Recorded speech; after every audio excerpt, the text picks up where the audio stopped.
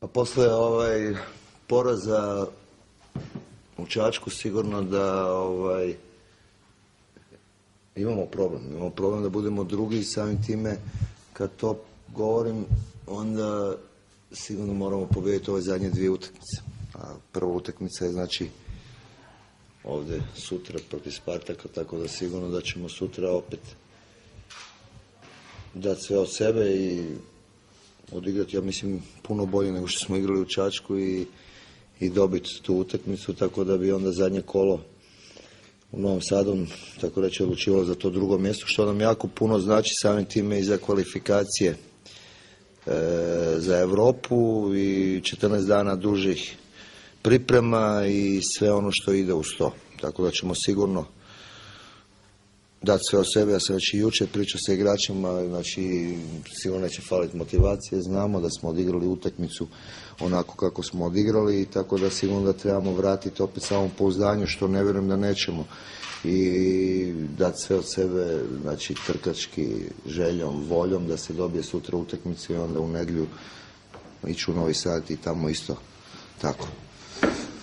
To je to, nadam se da će doći opet dosta gledalca, da će biti opet popunjena Marakana i da će dati podršku, jer mislim da poslije jedne loše utakmice u Čačku mislim da ova ekipa ima potencijala i da ova ekipa može puno bolje. Eto, desio se jedan dan takav kakav se desio i ja se nadam da će sad budući opet biti onako kako smo igrali skoro cijelu ovu polusezonu. Kako nas očekuje jedna teška utakmica, jer kao što je šef rekao, igramo utakmicu poslije jednog poraza, neplaniranog, slaba predstava u Čačku, tako da moramo dati sve od sebe da popravimo taj utisak i da nastavimo sa igrama koje smo pružali pre te utakmice u Čačku. Znamo da je Spartak dobra ekipa i da ima par iskusnih igrača, ali svakako na nama je da odigramo što bolje i popravimo, opet kažem, taj utisak iz Čačka. I to da ostaju u slačionici? Pa ostaju u slačionici neke stvari koje sam rekao, ali sam razgovarao još sa njima i ja ću ti dati vrlo jednu kratku i jasnu analizu kako sam ja to vidio. Pa nije istina pola sata cijela utakmica. Pa dobro, ti dobro, ja nego nismo navikli da gledamo takvu Crvenu zvezdu, pogotovo zadnjih utakmica gdje smo bili dominantni i gdje smo bili puno bolji. Ovdje je bilo sve stihijski, i ona stativa i ona prečka, dobro kažeš, možda 20 minuta prvih nešto kao je bilo, ali mislim da to nije bila prava Crvena zvezda.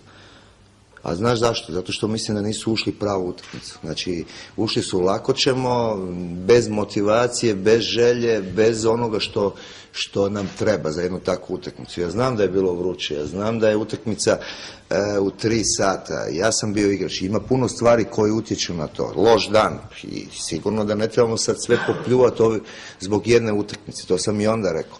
Znači, mi smo do sada kao nešto gali, kao igramo ovih 5 mjeseci jako dobro, kao to je neka nova Crvena zvezda i ne možemo sad zbog jednih 90 minuta sve popljuvati da ništa ne vredi.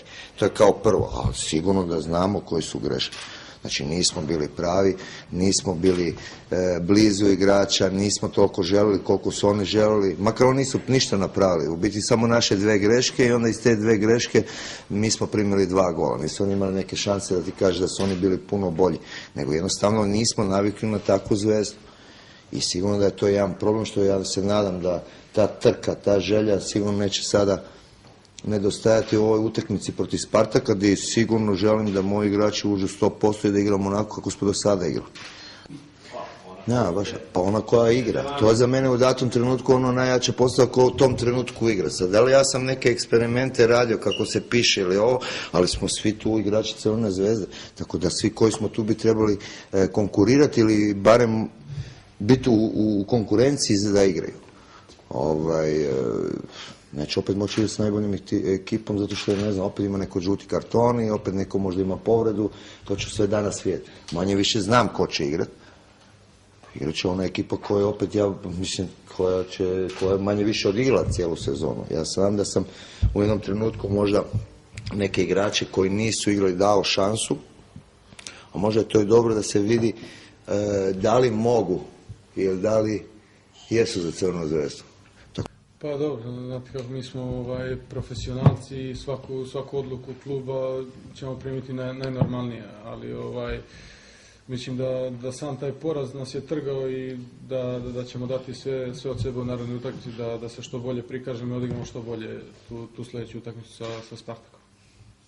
Hvala.